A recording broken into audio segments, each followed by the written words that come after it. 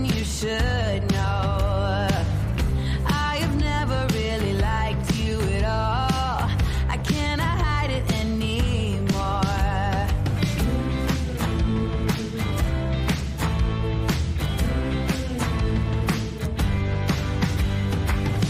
I've been thinking about the future, trying to forget about the past. So many ways that I could change for the better. Don't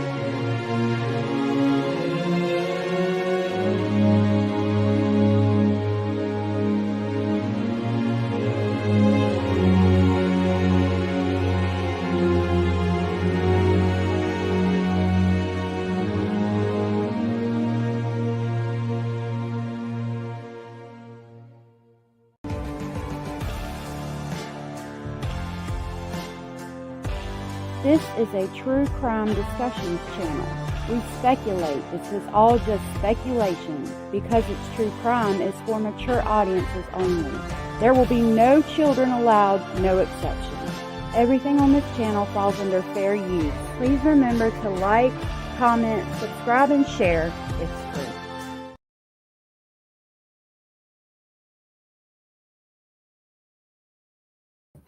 Good morning, everyone. Let me get my door shut so I can talk to y'all. Okay, so briefly, real quick, before I talk about what we're going to talk about today, what Trixie and I were talking about. Good morning, Spencer. There's been some charges filed against some YouTubers that I don't know. It's kind of messed up. Trixie, I have the documents, but they downloaded in a way that I can't read them, and I'll leave that at that. Even if I do a members lab only, I'm not going to go over the documents. There's too much personal information in there. It's already been put out on several channels that I don't need to share the documents. It's not necessary. I'm working on gathering information right now, and I want to talk about it, but I'm going to do it in a way that nobody gets doxxed, because that's not fair. I can understand why Seth Rogers would want to do it, maybe. But involving two YouTubers that feud with each other constantly and getting involved in that when they both go at each other, you know what I mean? And one said that they were upset that their information had been doxxed. I can understand that, but at the same time, you put your information out in the lawsuit that's now all over everywhere. So you were upset that you got doxxed, but yet you put your information out in the lawsuit. So I got some things to say about it, but I don't know. I'm scared because I don't want anybody messing with me. It's not worth anybody coming over here and starting to mess with me. So I haven't decided. But if I do talk about it, I'm not putting anybody's personal information out there. That's not fair. That's not fair at all. And that's all I'm going to say about that for now. If I do talk about it, it will be in a members only live, because like I said, I don't want to be involved in that. But I did put out some information about Sebastian Rogers when I first started my channel and the things going on, and both sides did things. You know, one side talked about Seth, the other side talked about Chris and Katie. So at the same time, how can you get upset about that? And the thing with Betty, supposedly that's a protection order. That's not a RICO lawsuit. But again, I'm going to let me just shut my mouth, and we'll go ahead and jump into Delphi. So I've got a noon update from yesterday, and then I've got the opening statement update real quick for Delphi, and then we will jump into Sarah Boone. So let's start with this. Good morning. Election alert. Election day is on November 5th. Who you vote for is private, but if you vote... Good morning, all my lovely family members, and I want to thank you so much for spending your Saturday morning with me, and I appreciate you guys being here so much. Tomorrow we will talk about what happened yesterday with Leilani Simon, and then Monday, it depends on if you guys... I know a lot of people are covering... Whoa, computer. I know a lot of people are covering Leilani Simon, so if you guys would rather talk about Sarah Boone over here, and that way you guys can flip back and forth kind of, we could do that. I'll have to do some kind of poll or something and see what you guys want to do. So with that, let's get started. Right now at noon, officially underway. We are following all the developments out of Carroll County on day one of the Delphi murders trial. Thanks for joining us here at noon. I'm Dustin Grove, in for Karen Campbell. This morning, Richard Allen faced a jury for the first time. He's the man charged in the 2017... Bender says, hold on, turn it off. Okay. By the way, this that I'm playing is from Channel 13 WTHR.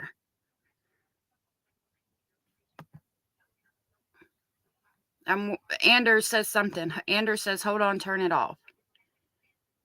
Yeah, I didn't really like the defense lawyer in the Quentin Simon case either. Trixie, yeah, we need to talk.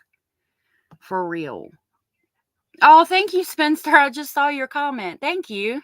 I'm from the South. I'm going to play this until you tell me what you want me to do, Anders. Deaths of Abby Williams and Libby German. Opening statements began at 9 o'clock, and now we have new information straight out of the courtroom. So I want to get right out to Samantha Johnson live in Delphi. Sam, what have you learned?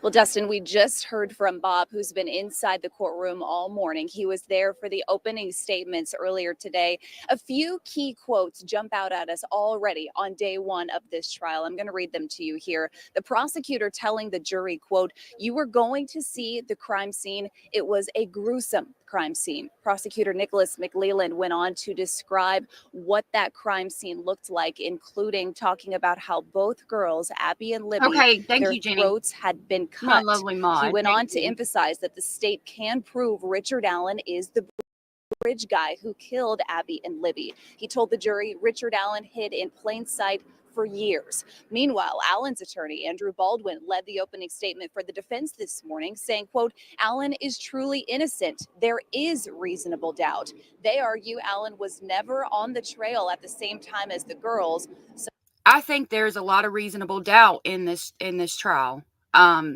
I think they're going to be able to prove that there is a ton of reasonable doubt, and that this is either going to be he's going to be acquitted, or they're going to have to try to go for another trial. There's a lot of reasonable doubt in this, in my opinion.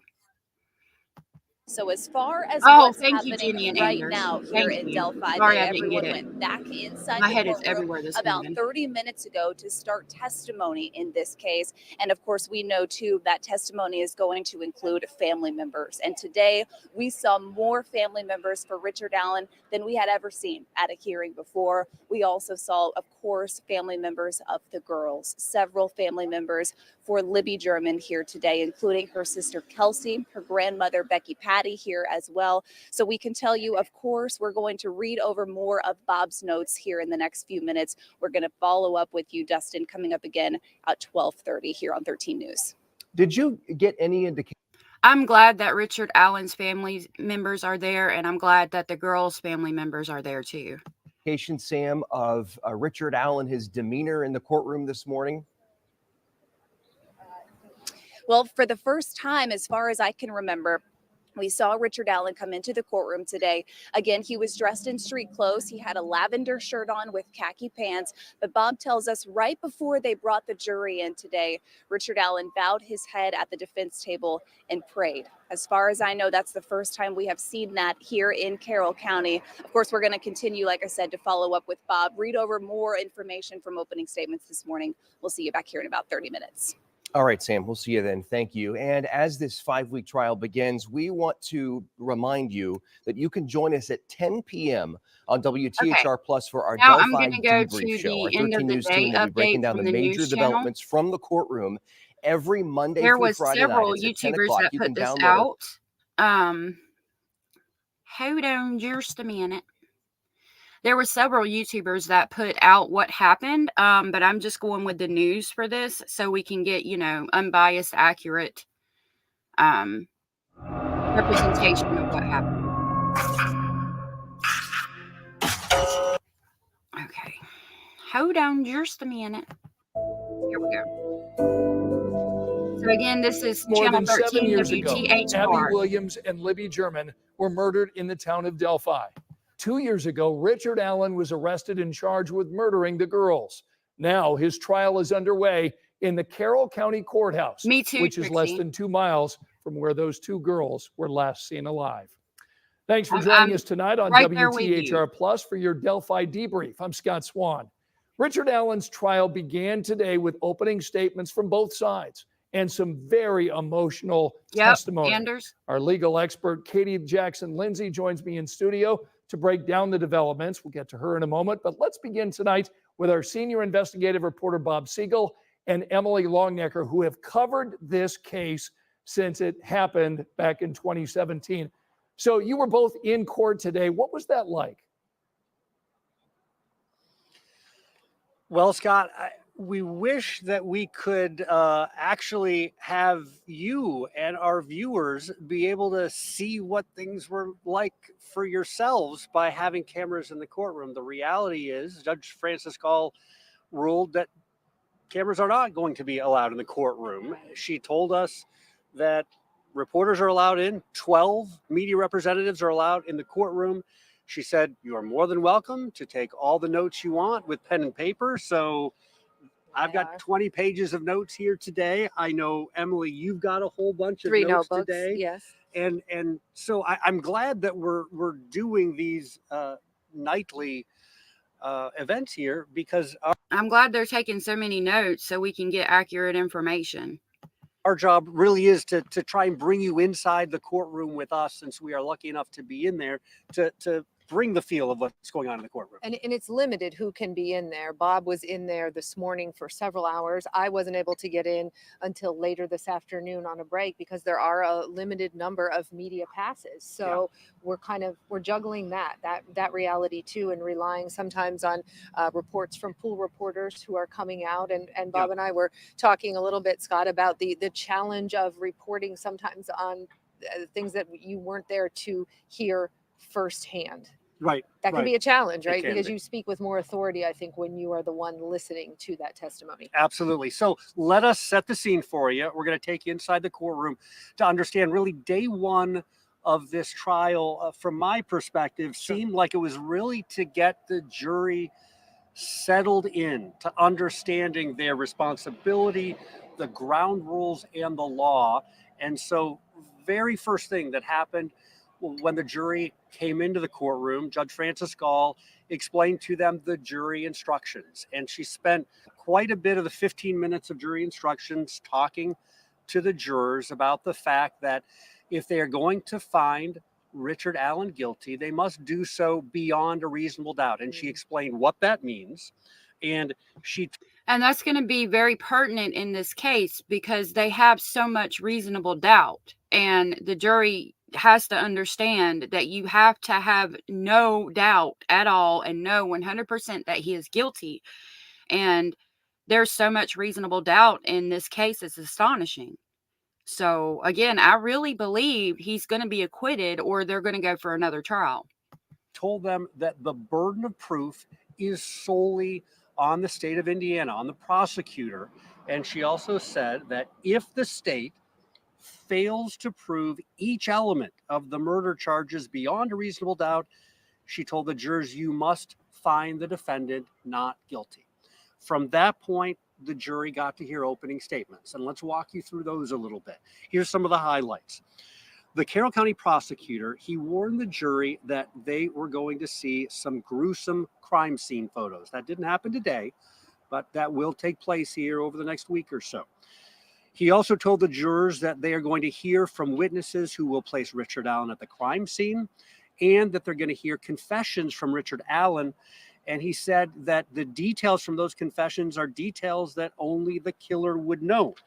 And he also told the jury that the last face the girls saw before their throats were slit was Richard Allen's face. Trigger warning. Very poignant comments from the prosecutor directly to the jury.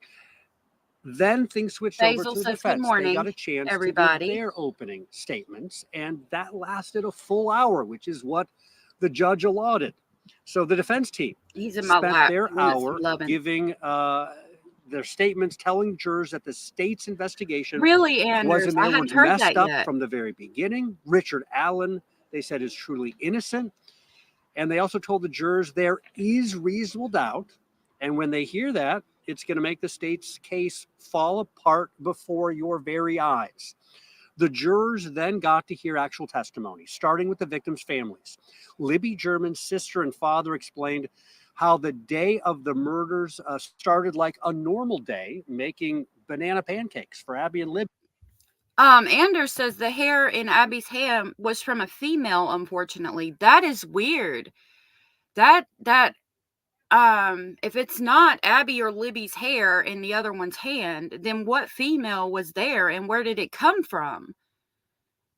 Like, the only thing I could think of why a female would be at the murder scene was if it really was some type of ritualistic kind of sacrifice, like they said. Again, trigger warning, and it's scrolling across the bottom of my screen. But I mean, that's the only thing I could think of why they would have some female's hair in their hand, if like they were doing some kind of, ritual or something and there was females there. That's crazy. I don't know. Maybe I'm just like way down the conspiracy rabbit hole with that, but that's my thought. That's the first thing that came to my mind. If the hair in Abby's hand really was from a female. Wow, that's crazy. Libby before dropping them off near the Monon High Bridge. They I love described that picture what of they were them. wearing and how they didn't show up at the time they were supposed to be picked up at the arranged time. The jury heard about the frantic all-night search in the dark and repeated calls to Libby, calls that went unanswered. And in the most emotional testimony of the day, Libby's grandmother, Becky Patty, told the jury about the moment she learned her granddaughter had been found in the woods. She broke down in tears and she said, I couldn't understand why they weren't taking me to her. And then I saw the coroner's van drive by, and that's when I realized they weren't alive. The jury's also Oh, learning about God. the terrain around the crime scene. The state showed jurors huge posters that have aerial pictures of the Monon High Bridge and the Could you imagine being their grandma and then like wanting just with all of your every fiber of your being to get to your grandbaby, and then them not letting you go and not understanding why, and then you see the coroner van drive by? Oh my God. Oh my God. I feel so bad for her. surrounding area where the girls' bodies were found. They also got to see a video showing the jury what the walk looks like from the spot where Abby and Libby were dropped off all the way to the Monon High Bridge and across the bridge. That's an effort to try to put jurors at the scene of the crime rather than taking them out to that rough terrain to see it in person. So today was really, again, it was about allowing the jurors to hear from the families, to try and personalize the girls and to let the jurors try to get to know the girls. There were a lot of questions to the family members, tell us and explain about who the girls were.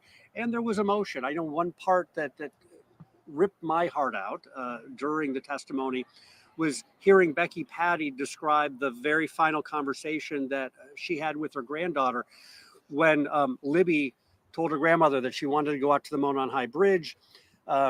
She said, okay, but I want you and Abby, who was having a sleepover there that night. She said, I want you guys to have a jacket or a sweatshirt. And she told the jury the last thing she said to me was, Grandma, I'll be okay. And obviously we know things did not turn out okay. You got to hear some testimony, some emotional testimony from Abby's mom in the courtroom. Anna Williams, and this was her only child, Bob. Abby was her only child, and she testified today that she didn't even know that Abby was going to the Monon High Bridge that day. She had seen Abby the day before when she dropped her off at Libby's house to spend the night. She, she paused and teared up when she was asked to describe her daughter, her only child. She said she was a kind and helpful girl, that she was shy, that she wouldn't necessarily approach strangers, that she loved to Me read, either. And that she was planning to play softball in the spring with Libby. So she talked about all of these things, and she talked about the fact that she was at work that Monday. She worked during the day, but then she had a second job at night where she worked in a local bar at the time. And she missed, she said, back-to-back calls from Becky Patty, like 3 in a row. And then she checked her phone.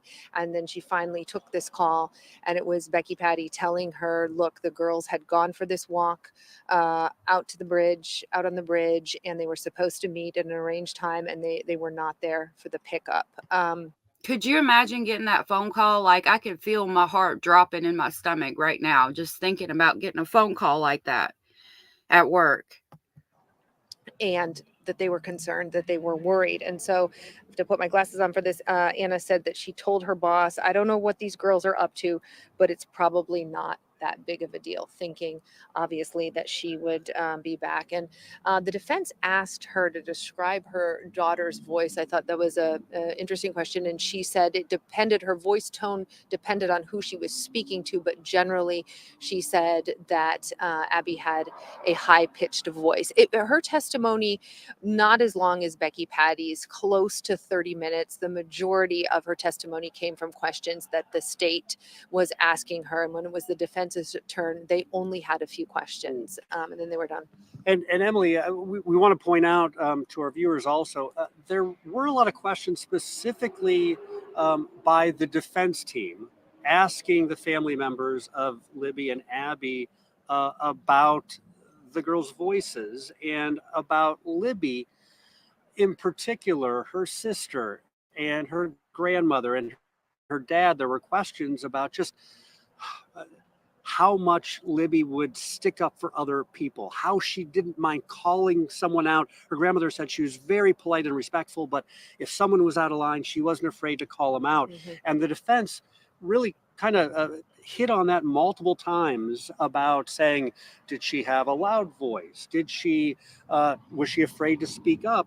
I think getting to the point and to try to get the jury to understand that perhaps put some doubt in their minds that if these girls were being attacked by someone who had a gun, they say that there was a gun, a person with a gun, they say that that person was Richard Allen ordering them to go down a hill, that trying to, I think, to insinuate that Libby would have spoken up and she would have fought back or she would have done something of that sort. I think That's a good point to bring out. And I'm glad that they got up and talked about them, the girls, as people, you know, how they were and described them in their daily lives. But that's a good point to bring up. I wonder what the prosecution is going to say about that if her voice was not raised. I can't remember if we didn't hear her in the audio clip. We just heard him saying down the hill. So I wonder if her voice was raised and or if it wasn't, and how the opposite side is going to either prosecute or defend that. Interesting comment that Becky Patty made also was that she said that Libby had a strong intuition. And I remember that is something that in the early days after the girls' bodies were found, Libby's grandfather, Mike Patty, saying when we learned that Libby had taken that video on her cell phone, that cell phone video, that she would have known to do that if she had had an instinct or an intuition that something wasn't right, that she likely would have known to roll video on that man that she was seeing on the bridge. So when I heard that comment today that Becky Patty made, that she had a strong intuition, it took me back to those times when I talked to Mike Patty about his granddaughter and about the fact that she had taken that stunning video when that came out. That, you know, back in the day, right. That was, I mean, it kind of, it took everyone aback that, wow, that these young girls, or this young girl had the presence of mind to take this video of potentially her killer. By putting the family members on the stand today, I think it's important to point out the jurors That's a great point. Are from 2 hours away. They're from Allen County. Right. They have not lived here for the last 7.5 years since Abby and Libby went missing, since their bodies were found. The intense pain felt in this community is something that I think that the prosecutor wanted to introduce today to the jurors to help them understand some of that pain that the family was feeling, to try again to humanize these two young girls, these teenagers who were murdered, to help them give insight into who they were and to bring them somewhat into this community on the first day of this trial to understand what those days, especially right around their disappearance and their murders, were like here. And if you talk to members of this community, as we have in over these past several years, they'll tell you that these murders changed this community, that this went from a town, this is a small, quaint bedroom community where people often used to sleep with their doors unlocked, and that's how they felt about things, and they didn't mind letting their children go to walk in the woods on the Monon High Bridge. But if you talk to young people here today that are around the ages that Libby and Abby would be, they will will tell you that things changed for them as teenagers after the girls were murdered, that their parents suddenly were not willing to just let them go and have kind of a freedom. They wanted to know, where they were and to check in all the time. And they just, life really, really changed for them as That happens a lot in these small towns. When something like that happens, the whole town thinks that they're safe and protected until something like this happens, and then everything changes. And it's really unfortunate, the things that kids have to deal with nowadays. I remember when I was younger, riding my bike all over town. I would ride it all over town. I would ride it 3 miles out of town. I mean, and just ride all day, ride my bike all day. And my daughter now, in the same town I grew up in, I can't let her ride. I mean, I worry about her,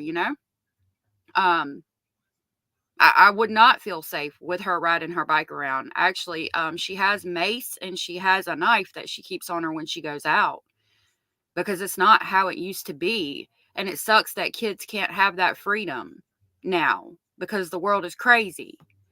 as young people. Certainly, I've heard that over and over. And then the community as a whole, there was just a sense of That's a safety. good thought, I think, that Spencer. you That's heard a good people question. talk about over and over again, that was just then gone.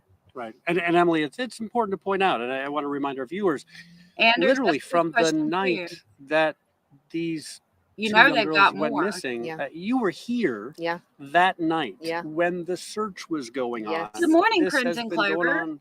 I mean, this pain that the community's been feeling has been Absolutely. going on a long time. A long, I long think time, a long, long time. And then that next day, I think we need more of the recording to understand the whole gravity of the situation. Good morning, Crimson Clover. I can agree, if Richard Allen is guilty, I would want him to be found guilty. I think there is reasonable doubt. And I just would want to make sure that no matter what, an innocent man didn't go to jail. Not saying that Richard Allen is necessarily innocent. I just want the right person to go to jail. And if the jury finds that he did this, then yes, I want him to go to jail. But, we gotta be fair. If he didn't do it, you certainly wouldn't want an innocent man to spend life in prison. It's confusing because there's strong evidence on both sides. There's strong evidence that he's guilty, and there's strong evidence that he's not. This trial has divided a lot of true crime. A lot of people feel he's guilty. A lot of people feel he's not. I'm over here like, I don't know. I mean, I do believe there's reasonable doubt. You know what I mean? and going to the school before it had come Okay. out to I don't know how much we got. I think their we only bodies got had about been 10 found, just seconds of going it. and Anders. talking to the school administrator and some of the teachers and how worried they were. And then, of course, the terrible news coming out and the church service that night. And it was, I mean, I distinctly remember it was painful. You could see the pain on people's faces and the fear, quite frankly, because again, it just rocked people's worlds here. Right. That I remember. We started at Me 9 too, o'clock this Trixie. morning. We started a little bit late. The judge came into the courtroom. She apologized for things running a little bit behind. We got started, I think it was 11 minutes after 9 o'clock. The judge started on not a very happy note. Not so much. She pointed out that she had barred, I believe it is 4 separate journalists from attending this trial for the entirety, the rest of the Oh, trial, wow. because there were several journalists who did not carefully read her decorum order, which bars the media from not only getting video of the jurors, we want to protect their Right. identity, but not Absolutely. even getting video of That's a their good point. vans when they Coming. pull up, coming Right. in and out of the Spencer, courthouse. That's a And good point. some of the sheriff's deputies noticed this morning that there were 4 still and I could definitely see how walking the crime scene and seeing how steep that hill is could be pertinent information for this case. and television cameras that were recording them as they pulled up to the courthouse. The judge isn't going to put up with that at all. No. So she actually seized the camera equipment, Right. the batteries, the SIM cards, and announced first thing this morning that those journalists will not be allowed back into this trial. Right. So she's trying to set a very clear tone. Right. She wants the she wants to make sure that things are done right here, and Right. that the jurors, their privacy and their safety is first and foremost. Right. You know, as she was excusing them for the day, she told them to go have a safe and peaceful night, that they were collecting their notebooks, that they were not to talk about, you know, after they left the court, to talk even amongst each other about, you know, the testimony today, and that they would get their notebooks back when they returned in the morning. But And if I'm correct, things broke right around 5 o'clock. right around Is that 5 o'clock, correct? yes. Which is probably a little earlier than what we're going to be seeing on some days. The judge did say that she's going to kind of gauge how the jury is doing each day. Right. We know there's going to be some really difficult evidence and testimony coming up, especially when the jury needs to see the crime scene photos. photograph. She said on those days. Yeah, that goes back to what Spencer said. They said they were just going to do photographs of the crime scene instead of actually going out there and walking the crime scene. I heard they were going to have trial on Saturday, which was weird to me. I've not heard of court being in session on Saturday, but I mean, I could see it for this trial and, you know, trying to get through the trial. But I think he just said Sunday. I didn't know they were going to go Sunday too. Those days we might break a little bit early, but we Yep. expect, well, we might be going between 6 and 7 every day. Today we broke a little early, Right. probably again easing the jury into things a little bit. And as she broke, then it gave the media that was in there, that was part of the media pool, a chance to go and look at some of the exhibits. You know, as you know, we've wanted to see some of these exhibits that had already been entered into public record. So we got a chance to do that and see the exhibits. And one was the state exhibit, was a picture of Abby and Libby in the car on their way to the bridge. It was a selfie taken.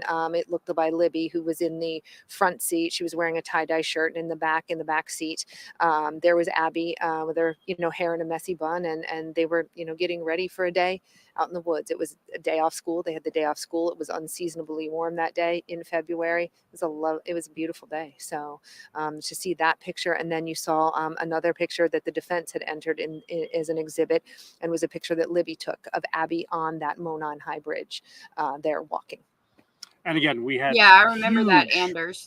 Maps. huge maps, huge posters, and to set the scene, an aerial of the Monon High Bridge, and the witnesses, particularly Libby's family, was asked to come up and show the jury on the map where they went out to search, Right. where the girls were dropped off. There was that video, again, allowing the jury to see the actual trail and the bridge, wanting to, again, try to put these jurors at the scene. And there's going to be probably a lot more of that coming in the days ahead. Yeah, and the last witness they had was a sheriff for Carroll County, sheriff's deputy, excuse me, for Carroll County, Cantron, Deputy Mitchell Cantron. He was the last witness of the day, and he talked about, he was the one that got the call from dispatch around 5:15 that day, and was connected to Mike Patty on the phone. And Mike Patty was telling him, look, 2 girls are missing. They went out in the woods. They were supposed to meet family at a specific time. They didn't. It's getting dark.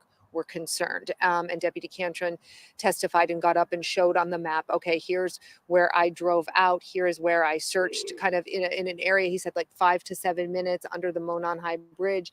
He didn't see anything. He got out of his car. He looked around a little bit. It was not a long time. He said 5 to 7 minutes. And then he drove down a private drive that led to a man's property, Mr. Weber, and that he, you know, knocked on the door and told this man, hey, look, these 2 girls are missing. Can I search your property? And this is private property. And the man said, sure, go ahead. And he searched the property. But the defense kept asking, did you search the outbuildings? There were 2 other buildings on this man's property. Did you search those? And he said no. But basically, he said he didn't. What he said was, quote, If you're looking for a missing child, I would think you would search the outbuildings. There's been a lot of questions about that man who had private property over there too. He had been accused and I think convicted of doing some questionable things, and some people wonder if he's guilty. Just, you know, trying to put all the information out. Good morning, Joy. Thank you for being here, in and out. I appreciate it. nothing stuck out. And then he said in the days following, he was in charge of following up on some of the tips that came in. And he told the jury he got no tips about Richard Allen. Scott, we want to let you and our jurors know also just the demeanor of Richard Allen in court today. We were sitting Very close. maybe 10 feet Yeah. just behind Just Richard right Allen. behind We him. were right in the first row of the courtroom, right behind the defense and Richard Allen. He was wearing the same outfit he wore on the first day of jury selection on Monday. It was a light Shirt. purple shirt, khaki Khakis. pants, nice belt and shoes, not the prison jumpsuit that we've seen him wearing for most of the last 2 years since he was arrested. Of course, in a trial like That's a this, good point, the Spencer. defendant is allowed to, come in looking like they would normally look, Right. not coming in shackles. Right. So he That's started true, out right Anders. before the judge and right before the jury came into the courtroom. We saw I do him feel bad for put them and his their head families. down and he prayed Morning, Bear and for a Marshmallow. moment. We saw him at one point get teary-eyed Me too, Bear and Marshmallow. when they were talking about I wish they would have his, cameras. his family and his marriage and how it's been impacted. So again, we're going to be over the next few days, we are going to be in that first row again. 13 News was given media credentials to be there for today, for tomorrow, for Monday. And our intention is to be in the courtroom, Scott, throughout this entire trial, to be Yes. able to bring firsthand accounts of what happens here in Delphi. That is incredible insight, and we are so fortunate that both Bob and Emily at certain points of today's first day of testimony were inside that courtroom. Thanks so much for giving us that input. And these are two reporters that know this case so well because they have covered it for 7 years. Thanks to you both there in Carroll County. Well, we want to bring in Katie Jackson Lindsay, who's our legal expert. Want to thank you for coming in tonight. So I don't let's mind hearing- talk not a little hearing bit from the about legal what we've expert. just heard Bob and Emily talk about. So that's the update for the Richard Allen case. Again, hold on, no, it was Law and Crime. Let me pull up Sarah Boone. Anders had wanted me to do Sarah Boone. So not Anders, Abellis, I'm sorry, had been asking about Sarah Boone. So I wanted to make sure to talk about Sarah Boone for her. Or him, I don't know. I can't remember. Sorry. So about the Delphi case, I lost my train of thought. I don't know. Richard Allen, could be guilty. He could not be guilty. Either way, I would just hope that whoever is guilty, they get that person. If it is Richard Allen, then I hope that he goes to jail and serves his time for what he did. Those babies are no longer on this earth because of somebody. And whoever did it needs to be held accountable. Statements. I mean, it is an out-of-court statement, so it is a rule of completeness. I skipped this ahead, and I'm going to put it on 2X. This morning, yesterday, the court had reserved on a Richardson hearing regarding Exhibit 2 as identified in the defendant's 5th amended reciprocal discovery exhibit list, specifically 119 pages of records from Advent Health Winter Park that were provided to the state yesterday morning by way of USB drive. Yesterday, the court had ordered that the defense was to provide an edited version of only the records pertaining to anxiety. Hold on. Sunday Soapbox, that's a good point. I know Gray Hughes, though he'll strike people, so I don't want to play his stuff. But if you guys are interested in that, you can go check him out. Thank you for the information and welcome in. I'm going to put this on 2X, hopefully, or not 2X. I'm going to speed it up a little bit so it's a little faster and we can hear it. I thought about just doing a recap because I do have some things to do today. So we're going to try to get through it. If I can't get through all of it, then we'll go through a recap of it because I'm going to try to do a members only live stream and I've got some other things to do today as well. So we'll start with this and see how long it takes. If it gets to be too much, then I'll have to go to a recap from the news or something.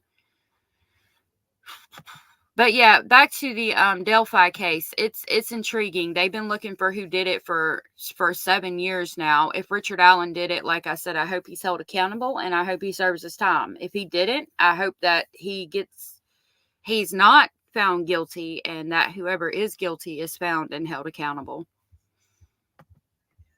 So Anxiety and the lack thereof, or anything pertaining to those matters, but before 9 a.m. this morning. Was that done, Mr. Owens? Yes. Okay. Mr. J, have you had the opportunity to review the culled down list of Really? 119 documents? Sunday. Okay. What is remaining of those 119 specific JPEG images, and what do they pertain to? Most of them was just billings, observations by the medical personnel, so it don't necessarily apply to the issue of anxiety, as the court indicated. I did include certain pages that discuss depression issues, as I believe that That's really hard to hear.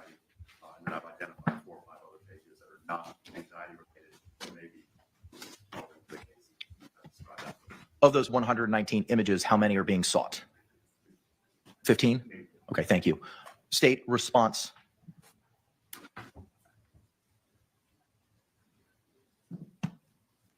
Apparently, these are all just related to a January 23rd, 2018 admission at Advent Okay, they're Health talking Cedar Park. about admitting evidence. So- I'm going to skip ahead a little bit. They need to be silenced and turned off, please. If you cannot follow the Hold on just a minute. Okay, let's go to, thank you, Jenny. Let's look at the opening statement. Hold on, let me find a video that shares the opening statement for Sarah.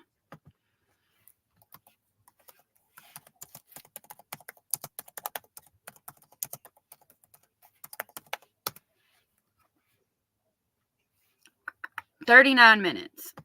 Opening statement. So let's start there. There we go. Thank you, Jenny Jen. Is that this defendant zipped Jorge George Torres shot in a suitcase. She was able to do this because at the time of his death, Feedback. That's not me. ladies and gentlemen, what the evidence in this case is going to show you Hold on. is that this defendant zipped Jorge George Torres shot in a suitcase. She was able to do this because at the time of his death, he only weighed 103 pounds. And she did this with the malicious intent to punish him. And then she went up to sleep and left him. Trigger warning for everybody, and this is from Court TV. It's called Florida versus Sarah Boone, State Opening Statements, Suitcase Murder Trial. To take his final breaths on this earth alone. How many breaths those were, we don't know. The evidence is going to show that it was at least for about 15 minutes, because there's going to be 2 videos that the defendant herself took of this event. The evidence is going to show George Torres is dead because in this defendant's judgment, he deserved it. And out of a conscious disregard for whether he lived or died, you will see and hear these videos. What I expect you will hear from a video that began at 11:12 p.m., 45 seconds on February 23rd, 2020 in Orange County, Florida, is a suitcase on the ground face down with the zippers facing the floor. You will hear Sarah, the defendant will say, "For everything you've done to me." No doubt, Anders. Sarah, for everything Right, you've done Spencer? to me. They blocked that out, not me. I don't know why it's muted. Oh, Court TV has muted audio due to offensive language. David, Okay. Sarah, that's my name. Don't wear it out. I do too, Spinster. I can't. I'm claustrophobic. I will freak out. Choke me. Sarah. Sarah. Sarah. The defendant laughs again. Sarah, I can't breathe, babe. She laughs again. That's on you. Sarah, I can't breathe. She laughs again. Unintelligible words. And I would submit the evidence is going to show, because of the intoxication from alcohol, is the next thing she says. Sarah, I can't breathe, baby. That's what I feel like when you cheat on me. That's what I thought she said. I couldn't tell if she said choke or cheat on. Like, really? You little thing, you? Is the last thing you will hear the defendant say to Mr. Torres as he is face down, zipped shut in a suitcase. She let him sit there in the suitcase and he's saying, I can't breathe. I thought she said, that's how I feel when you choke me, which doesn't really make it any better, but I could understand not being able to breathe when somebody's choking you. But she said, cheat on me. That just adds a whole nother count of malice to me. Like, what? That, I'm not sure. again, began at 11:12:45 and lasts just over 2 minutes. At 11:23 p.m., there's a second 22-second video, and it's the defendant zooming in on the suitcase. And all you hear during this 22 seconds, after he's been in this suitcase since at least 11:12 p.m., is one more time, Sarah.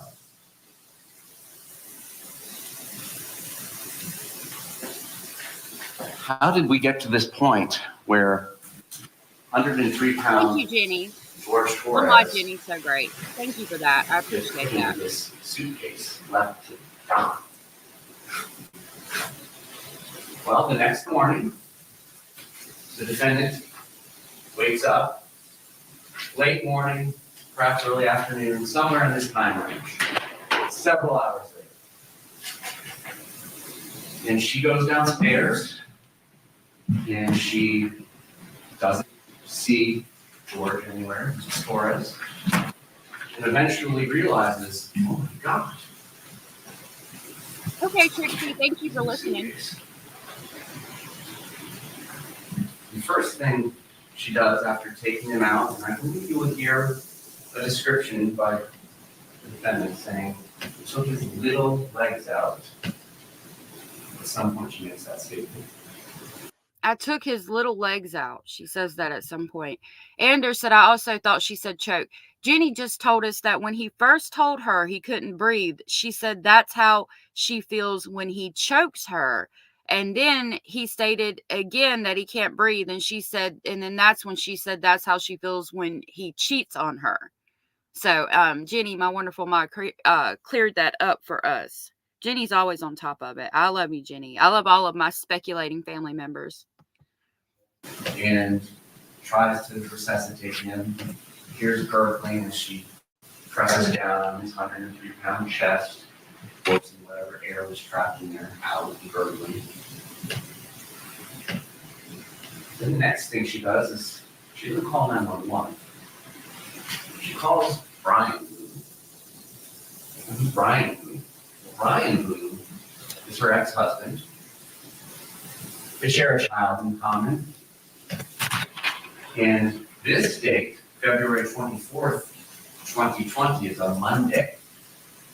A normal work day for most people. School day for their child that they share in common. But after they got divorced, the arrangement was every other weekend, they'll co-parent. And that weekend included Friday, Saturday, Sunday. So it's that 3 schedule. And then Monday through Tuesdays, their child would be her responsibility. I'm glad we found each other too. Yeah, I try to be respectful. I like to look at everything from every possible point of view and try to see every perspective. I'm so glad that all these people here, all of the people in the speculating family are respectful of each other too. It's really great. It makes it a really great place to come and talk. On Wednesdays and Thursdays, their child would be Mr. Brian Boone's responsibility. Me too, Sunday. So February 23rd, 2020 was a Sunday. Jenny. And now we've led into Monday, 2021. February 24th, 2021. Mr. Boone had been trying. But if you think about Sunday says, I wish this was flat out solved with a plea. If you think about all the shenanigans Sarah did, I think we all knew that it wasn't going to be that easy. She's not going to let it be that easy. Trying actually to contact the defendant a couple times that morning because he just wanted to confirm she was going to vet their child after school every day. And there had been a history of reliability issues on that. Yeah, I hope your puppies are well, Bear. So you will see in the phone record, he calls her, calls her. Then she finally calls him back instead of calling 911. And being the nice co-parent that he is, he comes over. It's a short drive, 10 minutes.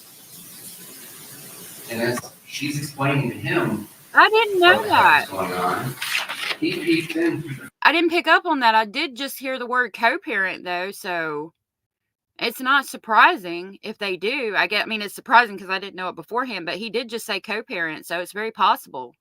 I know that she didn't call, like they're saying right now, she didn't even call 911 until after he showed up.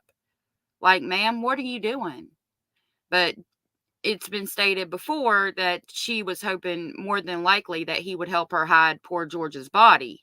And I have to lean that way myself. I think that that's the case. The front door of her townhouse, which allows you to view all the way to the back sliding glass door. You're going to see that her kitchen is off to the right, but there's a doorway that you can see all the way through. And on the back side of the kitchen in the breakfast room area, there's the tables and stuff. There's also some blue legs sticking out. Oh, it's hard to hear this prosecutor at times, isn't it? So just want to acknowledge we here are having just as hard a time as you are at home. And it's not that there's anything wrong with your signal or wrong with our microphones. The attorney's stepping away from where they're placed. We place them in spots around the courtroom where you'll be able to pick up the audio, counsel tables, the podium, near the judge's bench, places like that. And here, when he's standing, toward the jury box away from the podium, we're just not getting it, unfortunately. But something else to be aware of, this attorney had to do a pivot here because more likely than not, he was going to play that suitcase video. But because of the last minute requests, all the chaos, all the disorganization with the attorneys and the exhibits coming in, wanting rulings from the judge said, we're going to keep it clean. You're not introducing anything that's going to be an exhibit now in the open. You're going to have to wait to do it in the case evidence. So let's hit pause. Let's hit a break. Let's hope he heads back to the podium. We'll continue watching the openings here on Court TV Live. Sarah Boone is charged with second-degree murder after her boyfriend suffocated inside of a suitcase. He's in the suitcase still. There are multiple domestic violence incidents. You two hitting each other. Sarah. It's my name. Don't wear it up. He told you, Sarah, I can't breathe. George Torres locked inside of a suitcase, begging for help. I thought he was okay. The Suitcase Murder Trial. So there's a Live quick coverage recap. today on Court TV.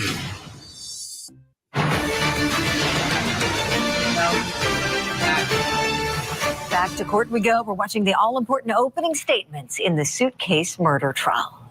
In view. Brian Boone says, check please. You need to call 911. He doesn't set foot into that townhouse. He does wait outside though, being the good co-parent that he has been. So now, after having first called her ex-husband, after having first waited for Brian Boone to come over, the defendant makes the 911 call.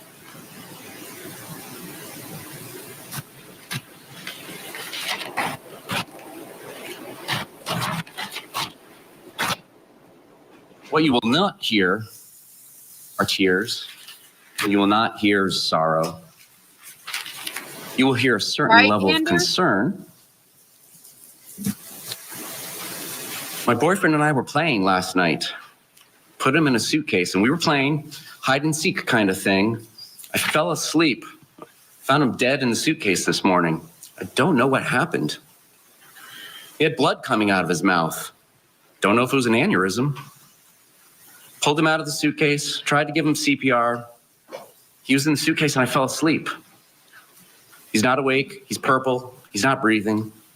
There's some instructions about how to do CPR given to her, asking about whether an AED is available to shock his heart. It's too late. He's cold, he's stiff, he's purple. We were playing hide and seek. We were playing hide and seek. This is horrible. This is horrific what happened. Like, what happened? We were playing hide and seek last night and I fell asleep.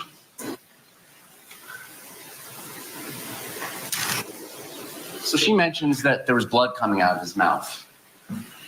And his body, like all bodies in suspicious deaths, was taken to the 9th District Medical Examiner's office and autopsy. What the doctor found was what you would expect after being left in a suitcase, crumpled up in the fetal position. He passed from positional asphyxiation, meaning like you're not going to get full breaths when you're crumpled up like an accordion, and environmental suffocation. You don't have to have a plastic bag over your head. Exactly. Tape shut with a full roll of duct tape to seal it off 100% and be worthy of the vacuum of space to environmentally suffocate. It's close enough if you can't get the oxygen and the CO2 coming in and out of your environment. But she also did notice, he suffered from blunt force trauma on his torso, in his face, his mouth. She'll use words like contusion, will help her explain contusions and bruises. She'll use words like hematomas, will help her understand for you all. I try to say hey to everybody that comes in the comments, and Jenny always does too. My moderator, my lovely mod.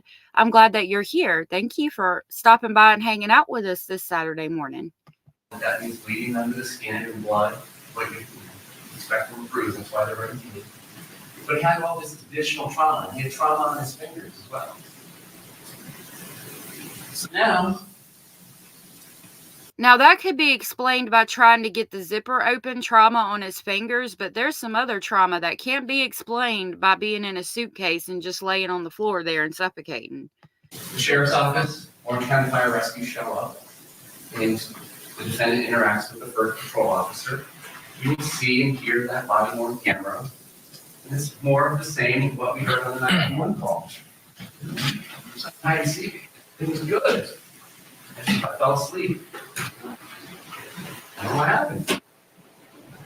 A few hours later, the detectives from the homicide unit at the Orange County Sheriff's Office approach her and are ready to interview her after. I'm going to drop the link in case anybody wants to join me on panel. Panel is where like you would have a little box up here and people would hear you talking as well. I always forget to do that. Also, if you're here, please consider giving the video a like and a subscribe. If you're watching on replay, please consider doing the same. Doing some initial things, which includes grabbing her cell phone off of the counter that was found at a suitcase by Mr. Torres, and giving it to one of their digital forensic examiners, who we'll hear from later in the trial. But it's time to give a first interview with the defendant.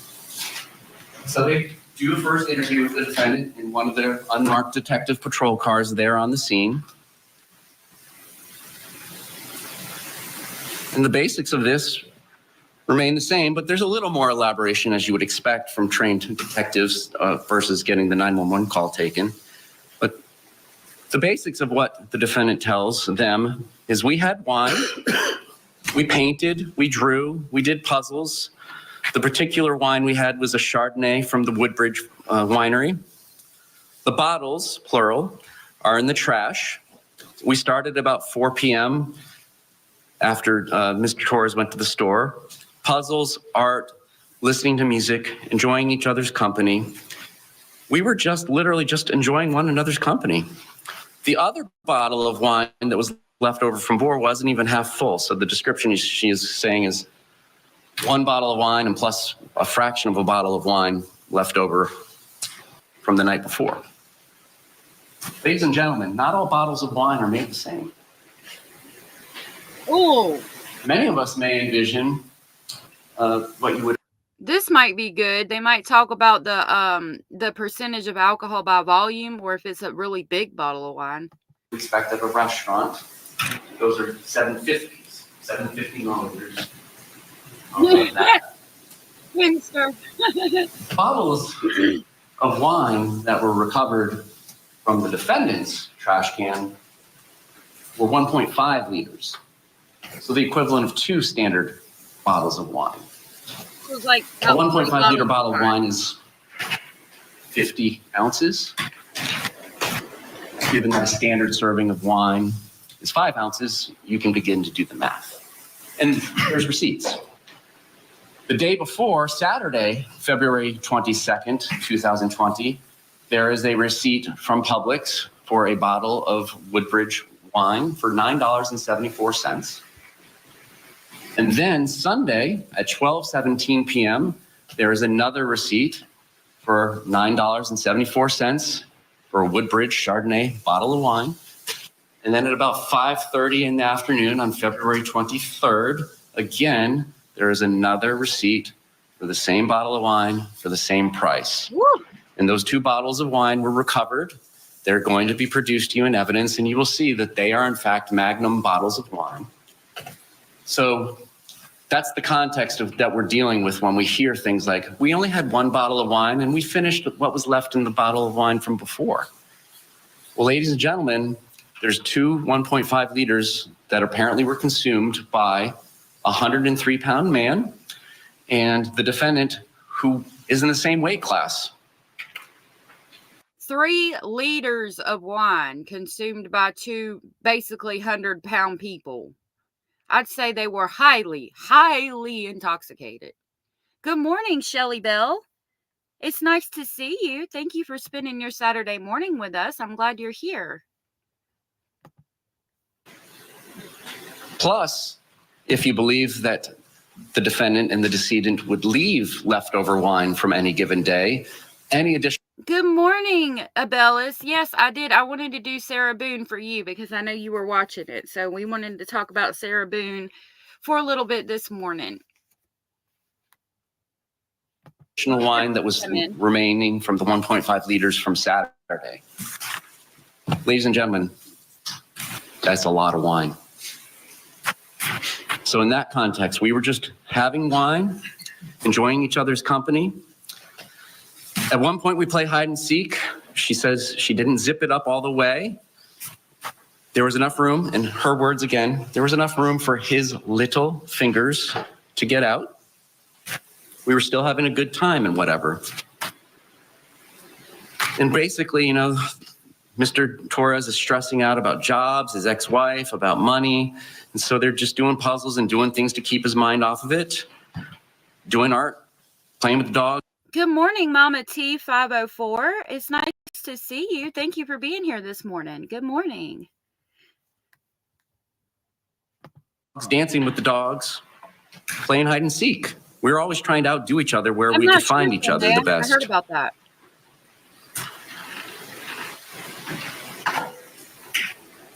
When they started playing hide and seek, she went up to the shower and then got tired of hanging out in the shower and came down, and that's when she found him playing around in the suitcase. We both thought it was funny. I'm going to zip you up. 2 little fingers could stick out. And she went upstairs thinking, oh, wow, thank you, he'll get out, we're going to have sex and go. Oh, thank you so much. I really appreciate that. Thank you for being sweet. Thank you, everybody, for being sweet. Thank you, Abellis, so much. Thank you. Go to sleep and call it a day. It was a good day. She insists that they had wine, but we're not drunk. Thank you. You will be able to assess that for yourselves when you hear the recording she made. No ill will between us last night. Last argument, maybe last week. Don't really argue. We came home, drink, smoke, did art, listen to music, play with the dogs. Thank you so much. We drink what we can afford. We used to be able to afford liquor, but now we can only afford wine. I mean, And that's how that day ends with the police. If you could usually afford liquor and now you can only afford wine, maybe it's time to take a break from drinking, and just in my opinion. She goes and sleeps and stays at her ex-husband's house the night of February 24th and 25th. What they are doing, and by they I mean Orange County Sheriff's Office in part, is going through the phone. That's when they discovered the 2 videos that I just described for you.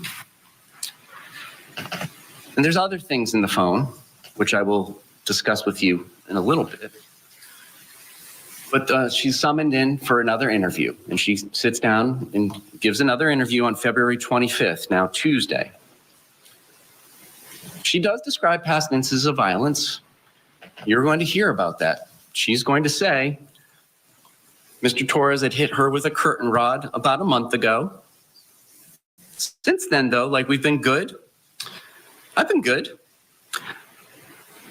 She describes that he comes at her all the time. He comes at me. So it's either I flee or I try to go upstairs and go to sleep.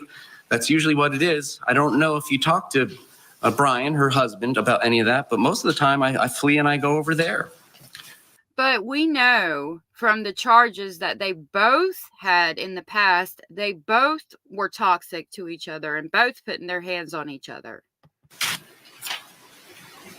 There's a discussion about why she stays with him, and you'll hear that for yourself. She will say that she doesn't really want to drink. She just takes an occasional drink. She drinks to placate him, Mr. Torres. I don't believe that at all. Not She says that you're going to see phone videos of Mr. Torres smashing her TV in the past, like a month earlier. You may see that too. But she doesn't get drunk. When she drinks, she likes being non-compos mentis, her words, not mine, having her wits about herself. I mean, you can get a bottle of Aristocrat for $4.99 or something like that. So I don't know. I mean, I guess that wine is better than Aristocrat. I'm not a drinker, so I just remember being young and we would get Aristocrat as teenagers doing bad things that we shouldn't have been doing. But it sounds like it was pretty cheap for a liter and a half for $7.99. Yeah, that's pretty cheap. And I imagine you'd get pretty messed up pretty quick.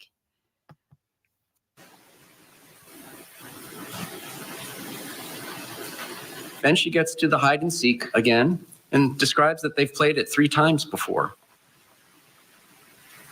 but had never zipped one another shut in it before. And they were really just running out of places to hide because it's just a townhome.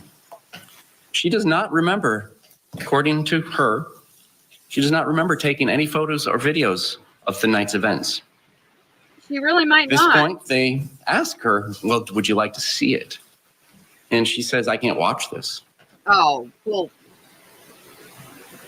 I flipped him over. I flipped him over, and that's Okay, you don't remember taking videos, which I could believe if you were like really intoxicated, but then you don't want to watch it.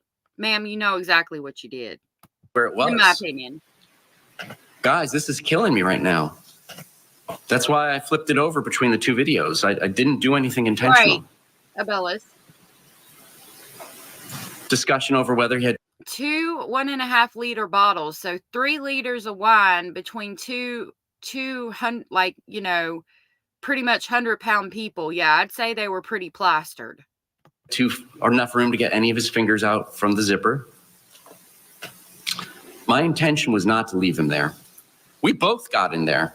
Both of us were in there. I don't believe that for a second either. When she went upstairs, my plan was not to, quote, he'll be up here any minute. My plan wasn't to leave him in the suitcase.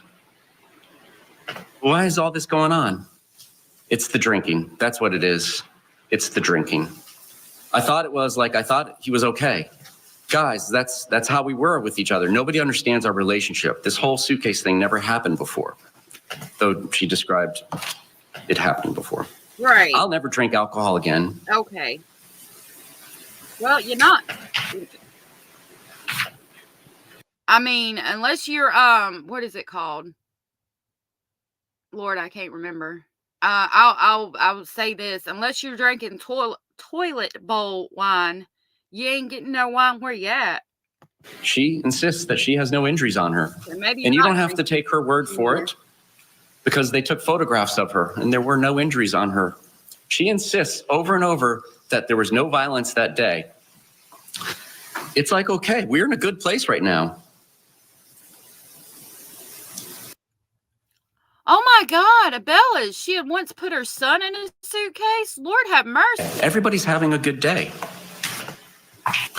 I didn't touch him, nor did he touch me. Her words.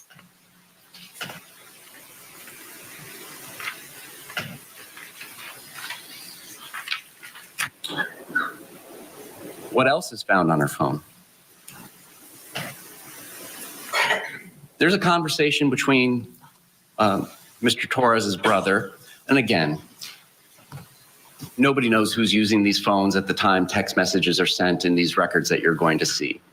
But it's indicated that there's a communication between one of the decedent's brothers and the owner of the phone that was taken that belongs to Miss Boone. The text from the brother is, "Yo, my daughter told me what you did, Sarah. I don't want you around any of my daughters or nieces and nephews." And that's Christmas 2019, just under 2 months before this event. She replies, or the person using her device at this time, "Ugh, your quote unquote dad hit me in the face." Okay. The next text is, "Hide and seek, I shall." In my opinion.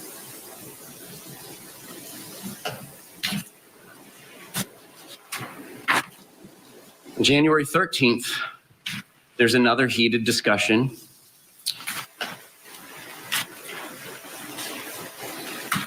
She describes it on January 13th in a text to Mo, the brother again. "It's a Torres thing. Boo." Sends a picture. They're blocking it out because there's offensive language. The response, "Please do something with yourself, Sarah. God bless you." The defendant's response, "And bless you and all of you too. I'll get," in all capitals, "rid of him." Oh my God. Then it'll be, in all capitals, better. Ugh, Torres. Referring to Mr. Torres, getting rid of.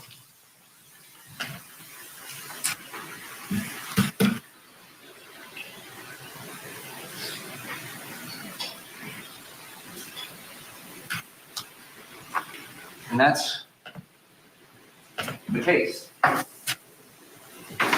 That's what the evidence is going to show.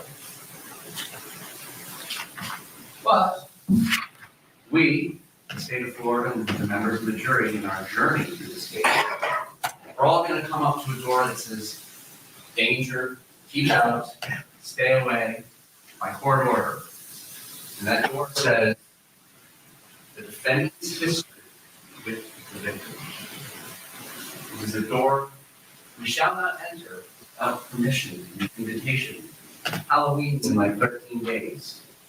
Part of the vampire lore is vampires can't come get you in your house." The vampires can't get you in your house. We're going to be invited in to the defendant's past relationship with the previous couple of years with Mr. Torres. And as we come inside this room, at her beckoning, we are going to have things pointed out that she would like us to focus on.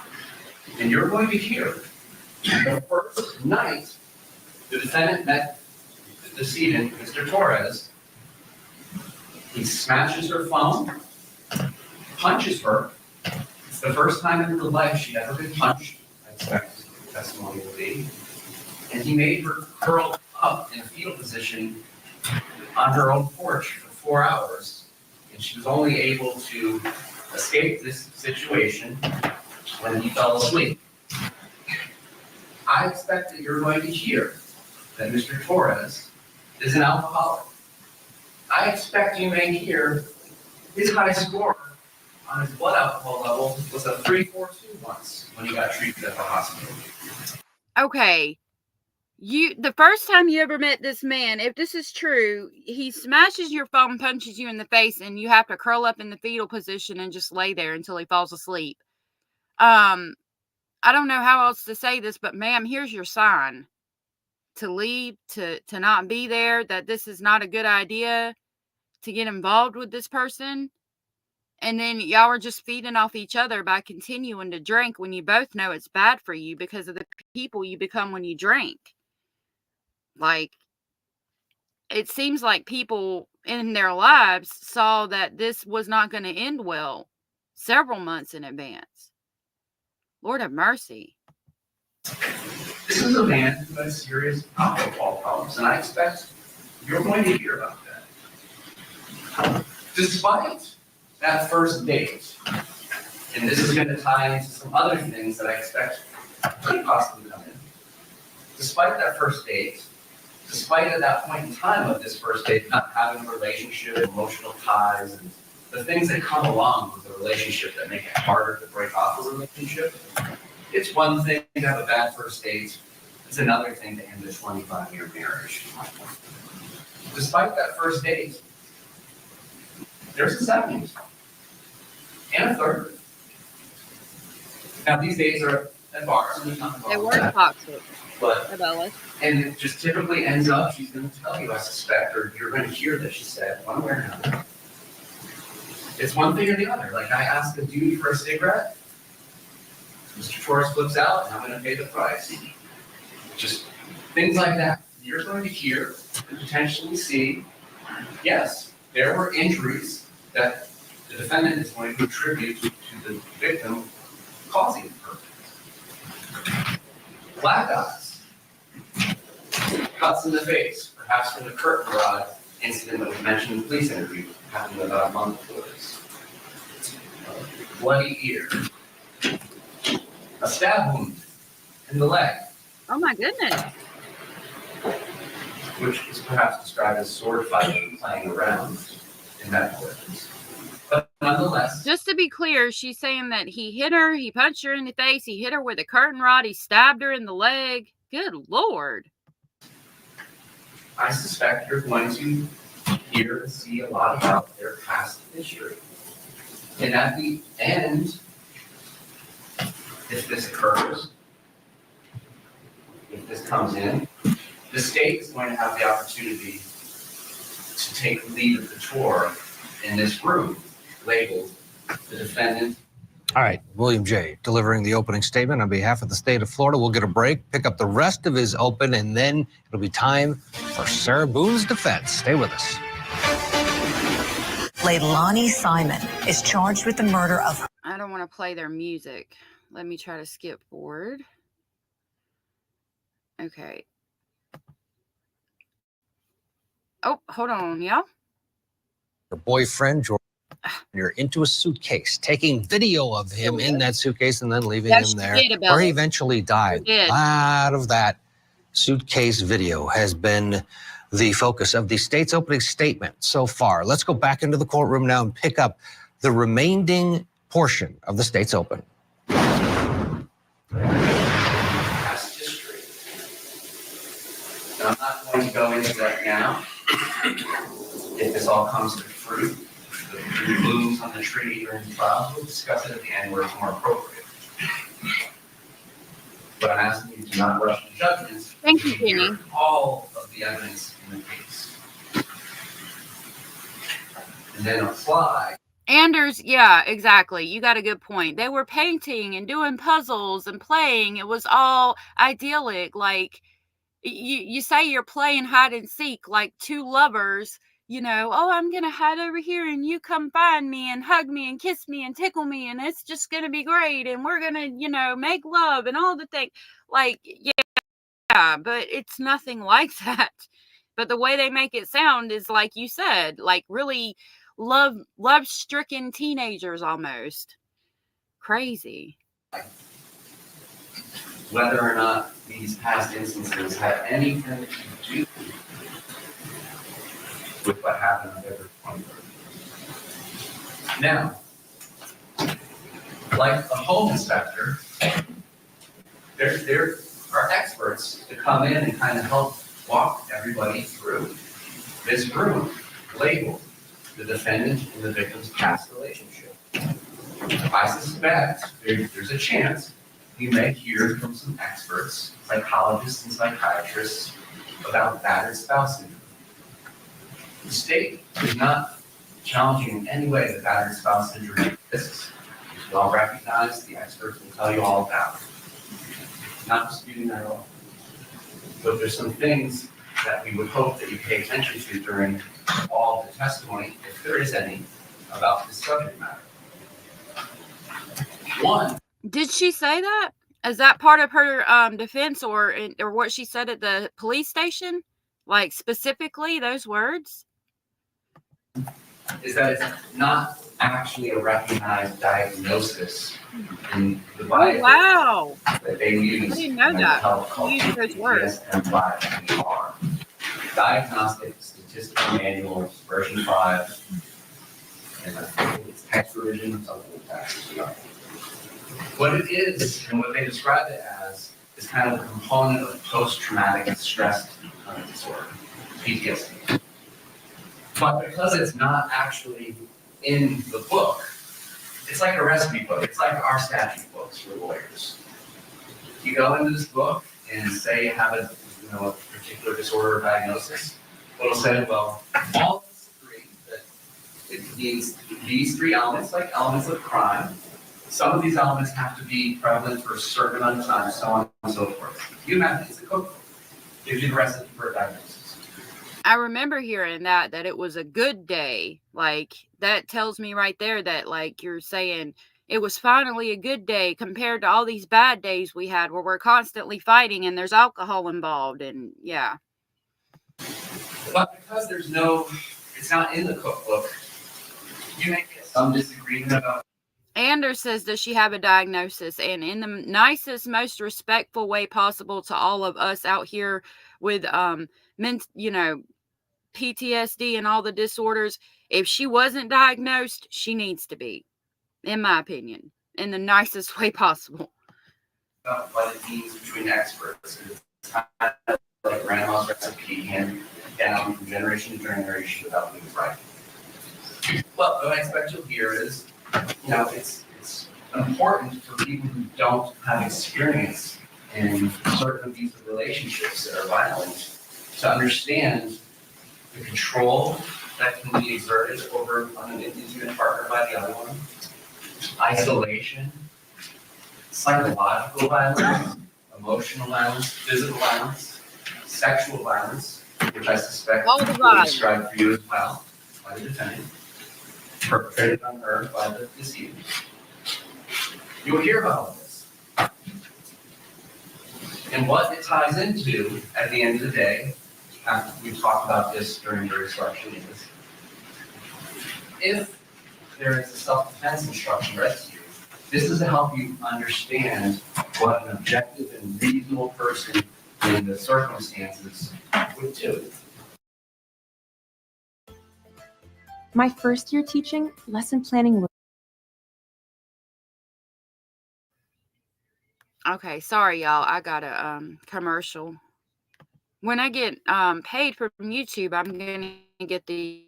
Years ago, we've gotten better as a society. Years ago, when this was first being researched, the question would be, well, why wouldn't you leave? And that spouse syndrome, and the testimony from these experts help explain those things to people. Well, it's not that easy. You got to look at what's going on in the relationship, isolation, control, so on and so forth. And that explains why you wouldn't leave. Well, now, but turning to the facts of our case, what you're going to decide the facts are is ordinary, objective, reasonable person in those circumstances taking those actions if you get a self-defense instruction as part of that. That's what it's used for. It's not used for explaining the subjective beliefs that one holds. What you will also hear about these things is, just like any other doctor or any expert, like a home inspector. If a home inspector's report was based solely on the person who's trying to sell the house, what they say about the house, great shape. I rewired the entire thing. Brand new JVC pipes. This sucker's good to go. I didn't pray for this. You're not going to take that home inspector's report unless they lift the hood, kick the tires, do all the things that the Fox on here, Carfax says.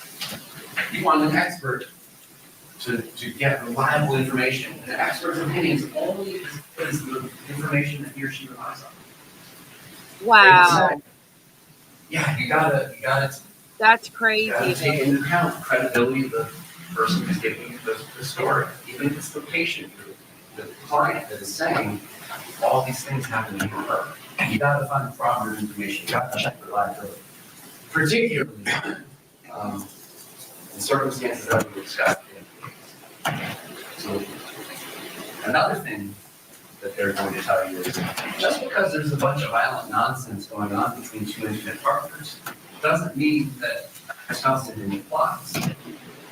Some people can go home and fight like cats and dogs. Good morning, Christina. That's Good to just see their you. day. They get over it. They live their life, fight another day. Their cycle just spins like that. So just because you hear about those things, what the experts will tell you, it doesn't mean that it necessarily applies. If this testimony comes in, I expect that Dr. Hart will say that it applies to this group. But we'll talk to her about what she relied upon to make that conclusion. We'll talk to her about some other things and take that journey together to get there. But at the end of the day, after you hear That better, all Anders? of the evidence in this case, particularly straight from the horse's mouth, the video, where you don't have to rely on the credibility of anything other than your own two eyes and your own two ears. The statement. So Abella says that for 5 years she claimed George's death was an accident. Now it's self-defense, despite all the evidence. And the New York lawyers made this claim within a month of the trial. Wow. For 5 years, she's claimed it was self-defense, and now, an accident, and now it's self-defense, and they only put that in a month before the trial.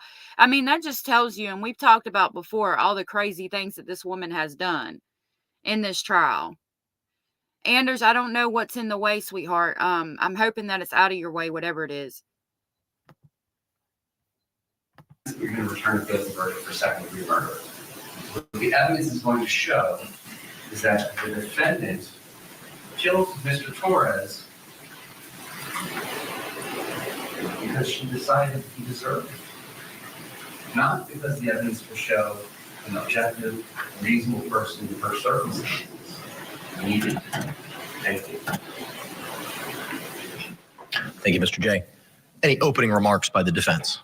All right, there is the opening statement on behalf of the state of Florida versus Sarah Boone. We're going to bring in Kelly Hyman to, and again, we want to apologize for the audio there. The attorney obviously moved away from the podium and got close to the jury box, which is a great technique in a courtroom. Kelly. Okay, so that was for the prosecution. Let's see if the defense's opening statements are out. Hold on just a minute.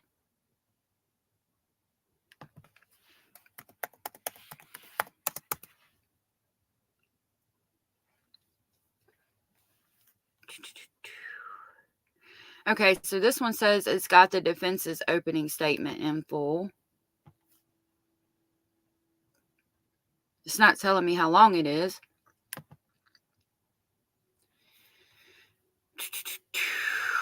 Let's see. Trump was my boss. Okay. Hold on just a minute. This video claims to be the defense's opening statement in full. Let me tell you where it's from real quick. This is from Fox 35 Orlando, so I would think it is the full defense's opening statement. All righty. If you haven't given Fox 35 a like and subscribe, please do so. I will drop the links to these videos I'm playing in the description box below. Thank you again for being here. My name is James Owens, and I represent Sarah Boone, along with Tony Henderson and Kevin Beck. Now, this is going to be several days long. Obviously, today, Tuesday, Wednesday. Oh, are you talking about the live emojis, Anders? Yeah, I can't take that off, I don't think. I don't think I can make it where it goes away. I'll look in to see if I can. Yeah, I know. I hate how it blocks that part of the chat, too.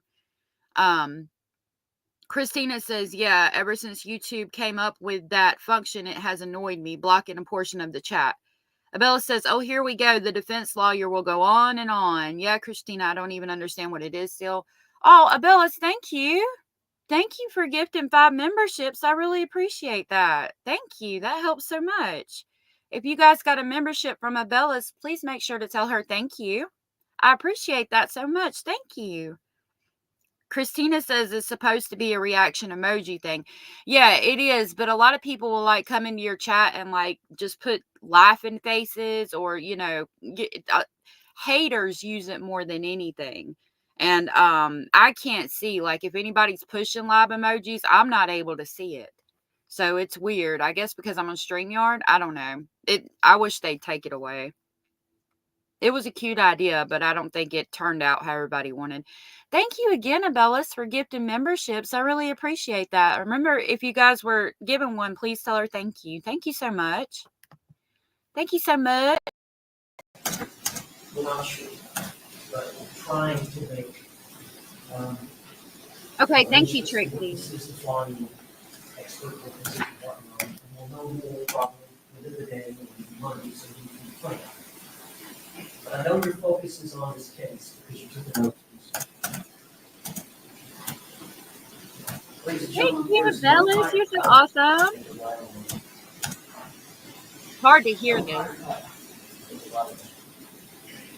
And we're going to ask you to like this one. And find Sarah Boone not guilty because she was justified in the force that she used to defend herself. That force was reasonable. She was justified and forced to choose to defend herself. I'm trying to hear what he's saying, but it's super hard. Circumstances that existed between Sarah Boone there we go. And George Torres.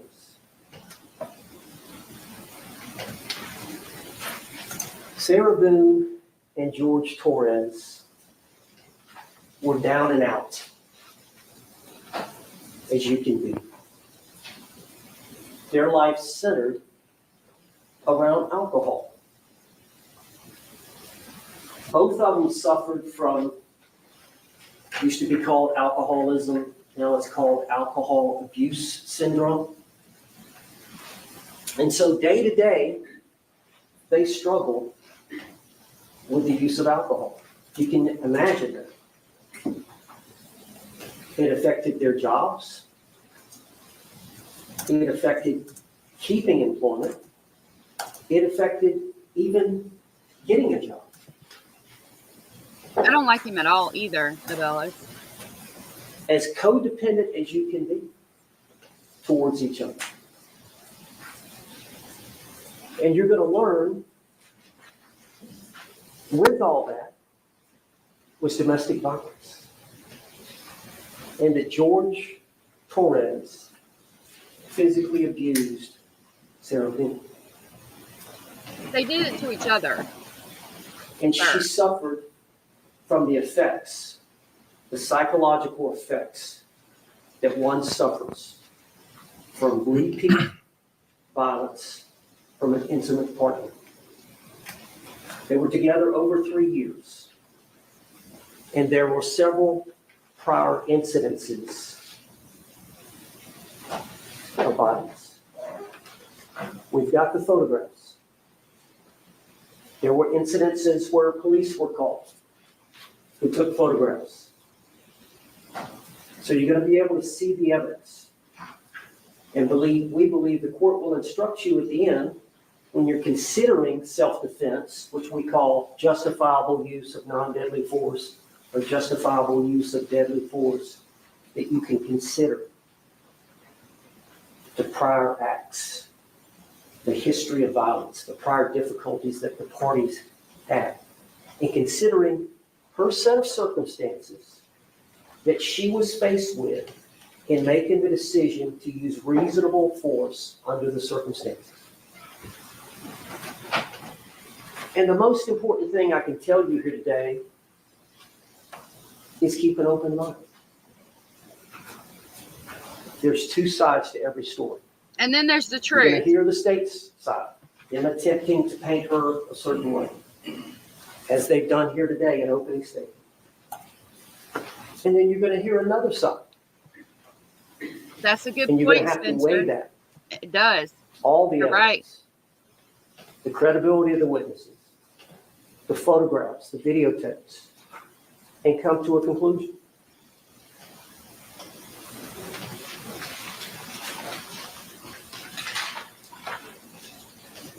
Now let's talk about this day, February 23rd of 2020, the date of this event. This case has been pending for some time. Here we are, October of 2024.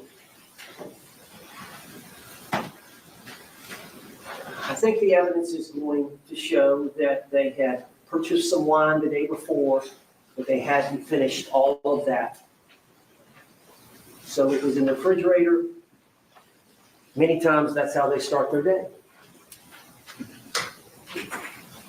At some point, you're going to see a video from Publix. Right, From where they Abellis, live. exactly. I believe it's Winter Park. But Publix was not too Yep. far from their apartment. Jenny, complex. another good point. And they took their car, they drove over there. So you're going to see a videotape from Publix of them both going in the store about noon. And they come out with one of those larger bottles of the wine. And then, of course, there's a receipt. And the bottles are in the garbage can.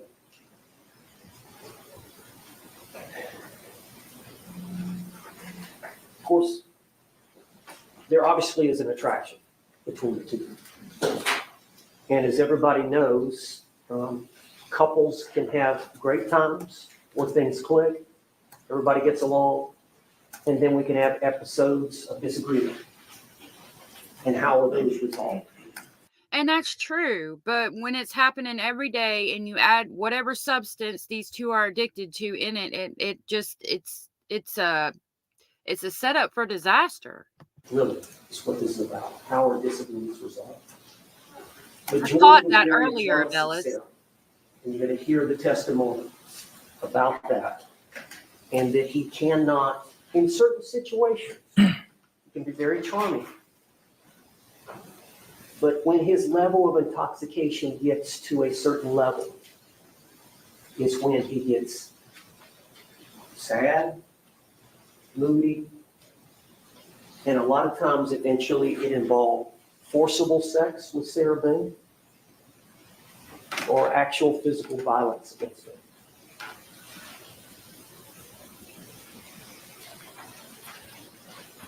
Against each other, They actually. bought the wine. It's a simple life. They don't have much money, but they both like art.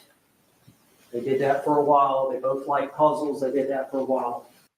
Anders asked if she's satisfied with the defense attorney. I don't know, because she's changed defense attorney. She was going to represent herself. This case has been insane as far as Sarah Boone goes. Jenny Jen says, sounds like my ex.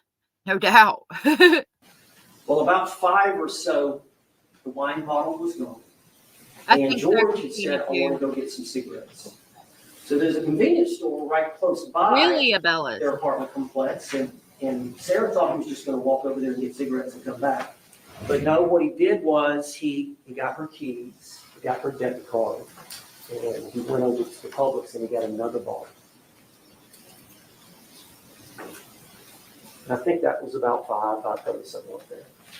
And again, there'll be the Publix video showing them going in and going out, and there'll be a receipt for the purchase of that bottle, and then they'll do that bottle. Will be in the garbage can along with the other bottle. Well, when he comes in with the second bottle, Sarah knows this is not good. She knows this means he's going to get to another level of intoxication. So Sarah's concerned. So she attempts to placate him, keep him busy, keep him in a good mood. They drink that bottle, but she drinks as well. And at some point, they're intoxicated at a high level.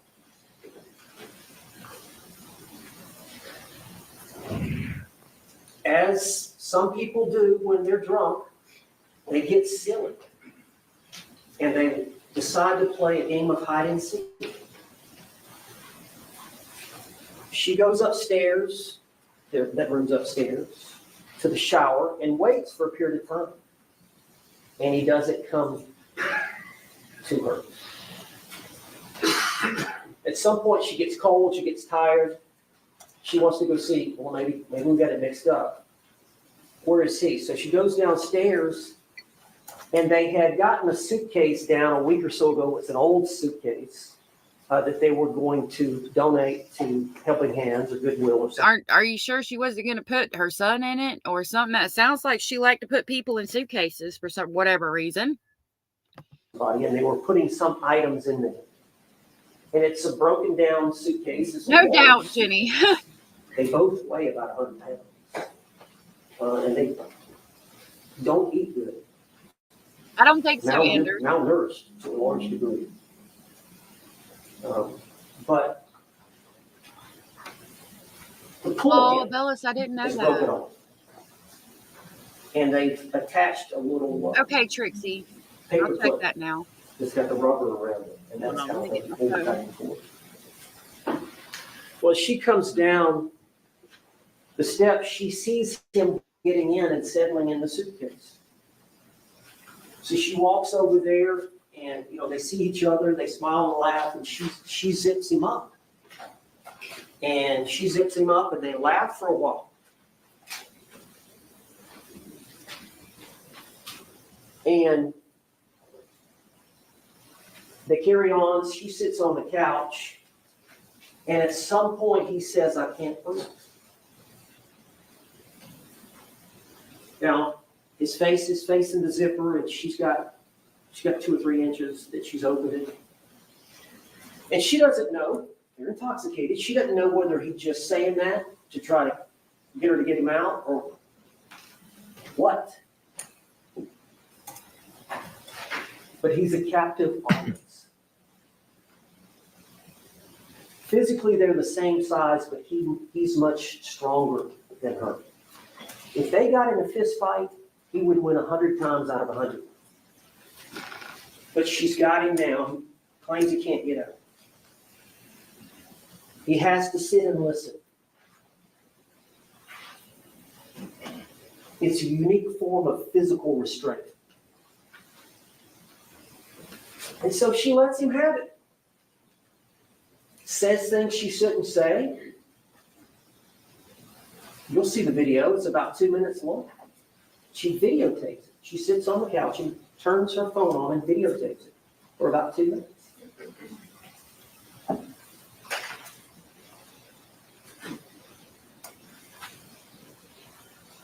There's another video that's approximately 11 minutes later.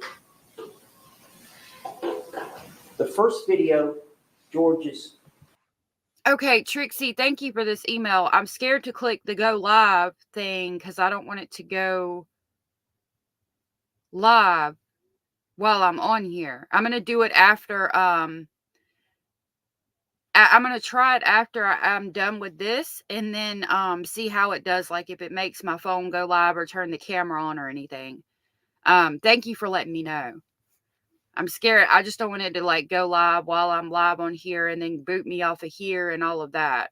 I'll see what I can do though still. The suitcase is flipped upside down. The zippers are the bottom.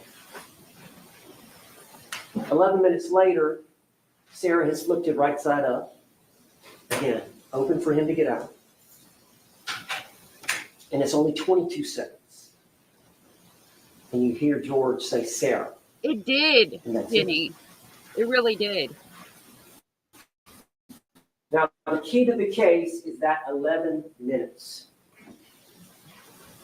And what happened during that 11 minutes. Okay? That is the key to this case. Sarah Boone will take the stand. Oh, what? That's will a horrible idea. explain what happened. She will explain why it happened.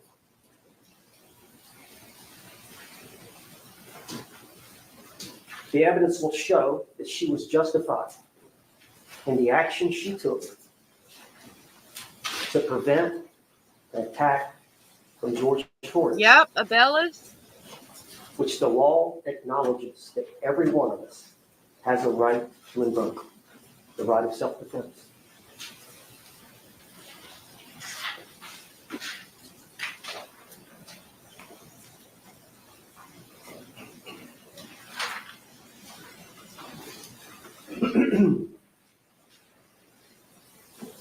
You can hear from the medical examiner. She is going to tell you about some bruising on George Torres. Of course, he was in the suitcase a while, deceased, we believe. And that changes things a little bit, as the medical examiner will explain, but there's some bruising. Sarah's going to explain that to you, why that happened, what were the circumstances surrounding that, involving with that. Her son comes and stays with him from time to time. He has his own room. He has several of his things there. And Exactly, Jitty. Exactly. The same bat that George Torres used, and there's a video where George is. Yeah, I can't wait for her to get on the stand either, Abellis. And he's swinging the bat at the TV about as hard as he can. And he does it about 6 or 7 times. You'll see it. Sarah's recording it. And it's during an argument. And he's trying to intimidate.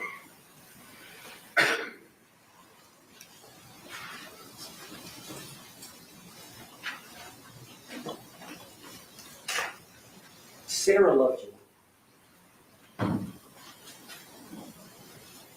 You know, you're going to hear why women don't leave. Why women don't leave.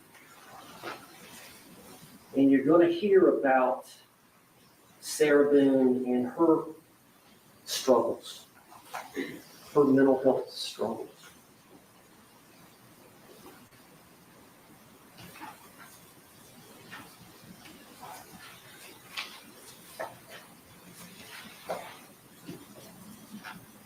Sarah had no intent to kill.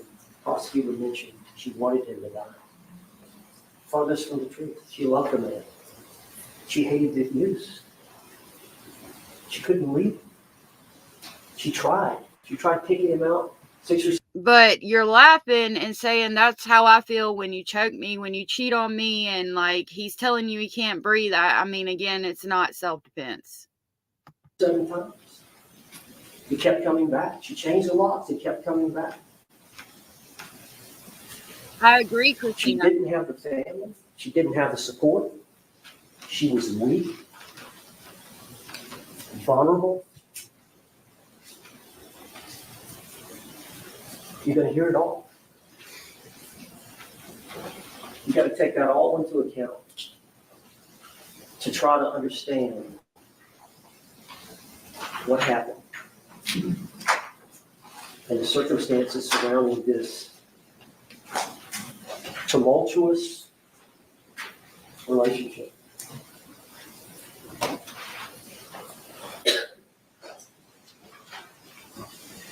Now you're going to find that Sarah's not perfect. Well, no shit. And, you know, she goes, as many of us do when we drink too much, you sleep in. She slept in. 11, 12, 1, somewhere around there. She moseys downstairs looking for George. She thought he was on the computer looking for a job. She looked outside, maybe he's out smoking a cigarette, and she sees the suitcase.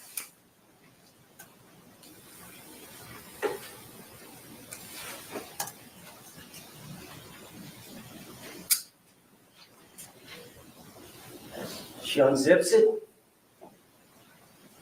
She gets him out. He's purple. She tries her best to do some CPR. She freaks out. The only family she's got is her ex-husband, really. She relies on him. As the prosecutor said, a lot of times she'll flee to her ex-husband's house where her son is at. Lucas. It's the only thing she knows to do. Yep. She's kind of a sheltered daughter. Oh, Lord, Anders. I hope not. She's smart, but she's not worldly. She calls Brian. Yeah, What do I Bellis. do? He I'm said, with "Come you. over. Stop it. Please come over." He's about 5 minutes away. And she calls him again within a couple of minutes. Yeah, I'm on the way. He gets there. He walks in the foyer and sees his legs. So that right there, that she told officers and detectives that she wasn't drunk, is already going to state that she's a liar and proving that she lied from jump. And she called 911. She calls 911 within a minute, two. Detective Rodriguez arrives. They got the body cam now, so it's recorded. So you're going to hear Sarah talking.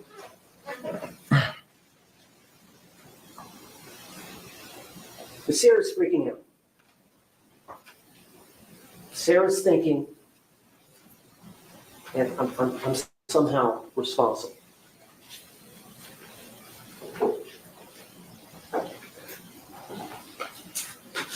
Eventually, she gives a statement to law enforcement. She gives one to Debbie Rodriguez. Of course, she's not the homicide investigator. She's just responding. She's the first responder.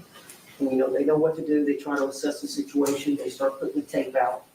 And then they call for the homicide investigators to come, which takes a little time. So she gets a statement from Sarah. Eventually, the homicide detectives get a statement from Sarah and one of the unmarked squad cars. And it's recorded. They hear that. And then the next day, they take Sarah's phone.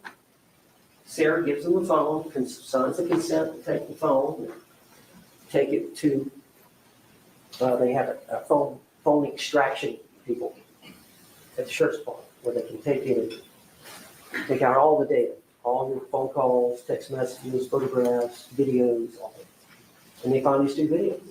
Sarah's not aware, she doesn't remember making the video. You can imagine. She gives them the phone. You're right, Well, she Anders. makes no attempts to do anything other than, here's the phone. So they tell her, you're going to get your phone back tomorrow. We'll bring it back to you tomorrow. Well, they end up having a conversation with the female detective. Very true. Homicide detective. Abellis. Copsall is her name. Chelsea Copsall. And And they end up, Christina, Deputy Copsall was pregnant. Or Detective Copsall was pregnant. They said, end up, hey, we're not going to bring your phone. I'm not feeling good. Pregnant. Can you come to the sheriff's department? Which Sarah Bean was telling you that was what I was going. That's what they told me I was going to the sheriff's department for. Well, instead it was an interrogation, and they were going to arrest her. They made their mind up on it, and they were going to confront her and try to get her to confess based on the two videos. And so there was approximately a 2-hour interrogation that was on the 25th in the afternoon. When she got there to get her phone, they said, well, we got to come up here. We need to talk to you. And they got her in the room. It's a small room, but it's being videotaped. I can agree, Anders. And it goes on for about 2 I hours think so. of them trying to get a confession to murder. And it doesn't happen. But Sarah lies. She's scared. She can tell they're trying to pin her on this, that this was some kind of intentional act, and it was not. So she lies. She's not a lawyer. She doesn't know about self-defense. She doesn't understand she has a lawful right to defend herself. She doesn't understand that she's justified in using the force that she used.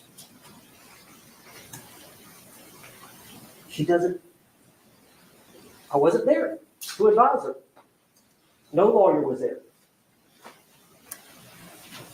So she lied. And you're going to hear that.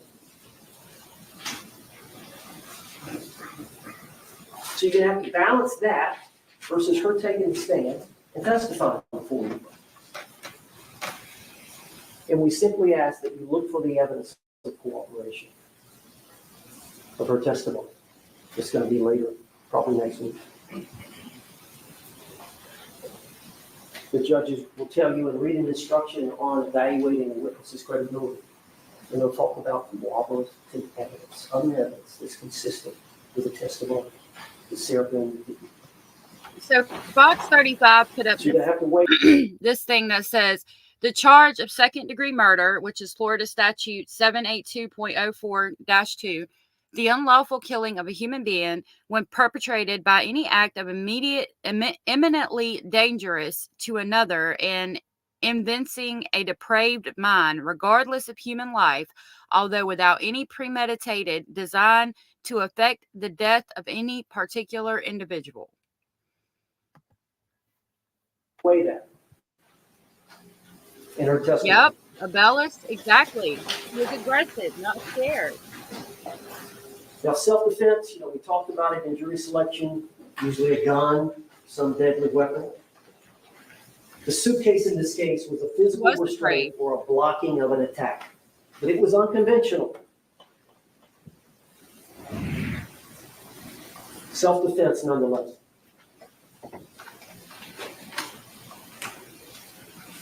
Now, as I said, the struggles that occurred, many of them involve the police. So you're going to actually hear from some of the police officers. Maybe some body cam footage. You're going to see some photographs that they took of the injuries to Sarah Boone. And some of the videos you may see of her in a very happy, joyful type of thing. Well, number one, she's intoxicated. Number two, she's safe. Police are there. So her attitude is not one of distress.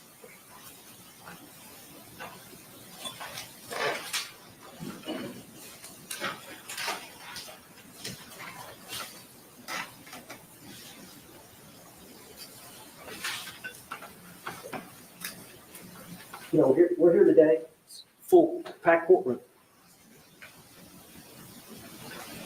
Judge Graydon's here, but you're the most important people. Because you've got to decide this case honestly, fairly, and according to the law. Abellis, you're And we funny. talked about the two biggest principles from the Constitution that apply. In Thank this you, case, Jenny. and in every case in which a citizen like Sarah Boone is brought into a courtroom and accused of a crime. The first is, you as a juror must presume or believe that Sarah is innocent. And that belief stays with you throughout the entire trial. Because of that, she doesn't have to prove anything. That's why the state went first in jury selection. That's why the state went first today. That's why the state will go first putting on their case. They have the burden of proof, Oh, okay. and it's the highest burden we recognize in any type of litigation in this country. Proof beyond and to the exclusion of every reasonable doubt. You are going to have doubts about this case. Oh, thank you, Abellis. But the most important thing is not to rush to judgment, to keep an open mind. Thank And you, understand Andrew. there's two sides to this case. There's their side and there's our side. So you can't form any fixed opinions early on. That's hard to do, as Mr. Henderson said in jury selection. That's extremely hard to do. It is. Now you're going to hear some testimony. Considering the defendant. There's been mention of experts. Battered women's experiences affect her perception of imminent danger. Battered women's experiences affect her perception of imminent danger. Victims of repeat violence may fear death in a situation others would not. Okay. Let me speak on this real quick because I was diagnosed with battered women syndrome when I left my oldest child's father. I was scared. Like I would have never had the courage to put him in a suitcase and then laugh at him while he sat there and said he couldn't breathe. Because if he'd have got out, if I'd have done something like that and he'd have got out of that suitcase, I would not be on this earth right now. That's battered women syndrome.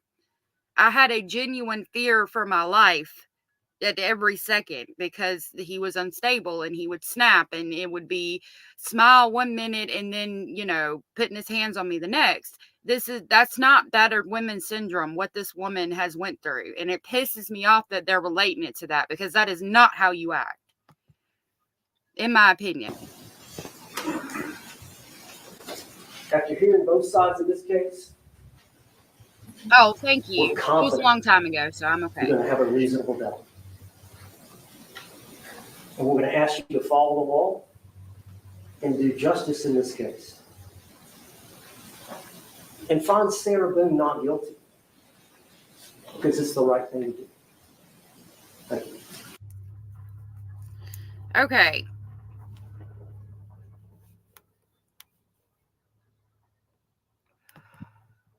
So I think that's it. Is that it for this Sarah Boone trial so far? Let's see.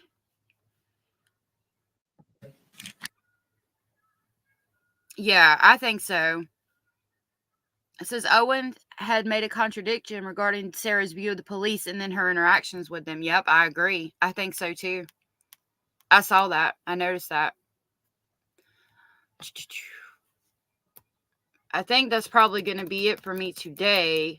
What I'm thinking though, because tomorrow, we're going to go over Leilani and what happened Friday with that. And then I'm thinking, like, I'm trying to figure out what to do because everybody is covering the Leilani trial. And I want to do Sarah Boone too. So what I'm thinking is, like, Monday we can go live and talk about the Leilani Simon trial. And then when they go to break, we'll talk about Sarah Boone and catch up on that. That's what I'm thinking. So that way we can try to do both at the same time. I haven't quite figured out what I'm going to do, but I think this is going to be it for me right now because I want to do a members only live about some drama that is going on in the YouTube true crime community drama. Well, it's called Crama, but it's drama sector of the true crime community. There's some things that happened last night that I really want to talk about, and I got to get some stuff together. I got to review some documents and try to get that together. So if you guys don't like drama, then it won't be the lives for you. If you do like drama, it will be the live for you. I want to say, okay, I know I have some, I don't know. I'll schedule the live. There will be a thumbnail. I would like to ask anybody that is involved or anybody that moderates for anybody involved in that, to join the live if you can. I know I have members that are moderators for both people because I've seen the names. So if you hear this, please consider coming to the live that I'm going to have. That's members only because I would like to be able to have a conversation from both perspectives and points of views, and I'm going to give mine. Abellis, thank you for gifting 5 more memberships. I really appreciate that. Thank you so much. That was so sweet. If you guys got a membership from Abellis, please tell her thank you. Okay. Oh, Trixie, happy birthday to your granddaughter. What's your time zone? Because I'm going to try to not do it when you will be gone because I want you to be there. Bye, Anders. Thank you. Okay, Abella says they had 8 witnesses already. Shoot, I didn't know that. Okay, so we'll have to catch up on that. Okay, yeah, we'll have to catch up on that. We'll work on catching up on that. Okay, so it's 11 there, so you're an hour ahead of me. Okay, so yeah, that's good. So you're going to be gone from 3 to 6. That would be 2 to 5 my time. So I'll schedule it for this evening, maybe early evening, or maybe now. Yeah, if it's 11 there. So maybe I'll schedule it for like the next 30 minutes. I'll schedule it for like maybe an hour from now. That's what I'll do, an hour from now. It'll be 12 there, and then it'll give us 3 hours, but I don't think that it will be that long. Anders, it says, she said, turn your memberships on. That way that you can get them. I think Jenny told us how to do it in one lab, but I can't remember. Thank you, everybody, for being here. I really appreciate you guys being here. Anders, I think to turn your memberships on, you go down to the bottom where chat is, and there's like a money symbol, and then it says turn on gifting, and you toggle the thing to turn it on, but I'm not sure. Thank you, everybody, for being here. I really appreciate it. And I hope you all have the best day that you've ever had in your whole entire life. And I will see you all in about an hour to an hour and a half. I'm going to make the thumbnail and then give everybody an hour to see it and then be there. That will be a members only live. And then tomorrow we will talk about the Leilani Simon trial. And I'm going to try to catch up as much as I can on the Sarah Boone trial while we are at breaks on the Leilani Simon trial on Monday. Thank you, Trixie. Thank you, everybody. Thank you, Abellis. You're so sweet. Thank you for everything you did today. All the gifts and things. Please, again, make sure you guys tell her thank you. And I'll see y'all in probably about an hour to an hour and a half on the members only live. If you like drama. If you don't, it won't be the live stream for you. Okay, have the best day ever. I'll see y'all later. Thank you so much. Bye. I tell you, there is something you should